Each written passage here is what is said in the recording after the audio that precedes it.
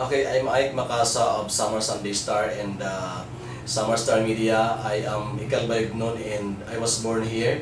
And as a publisher of the paper, I am into a media work. I know Madam Lodet Abilino for about 3 years already, and I've been able to go with her with community services being given to different communities here in Calbayog City.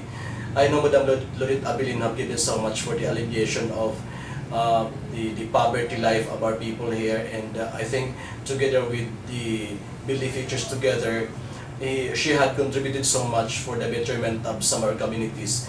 One thing I was able to go with her was on the project being implemented in Barangay Alibaba, where she initiated a project that will help the children have a stairway from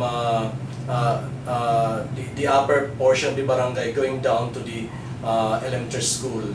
And another thing is that I know that she's leading a project in Barangay Palalin, Santa Margarita, Samar, giving a livelihood opportunities for the mothers in the family so they would have some extra income.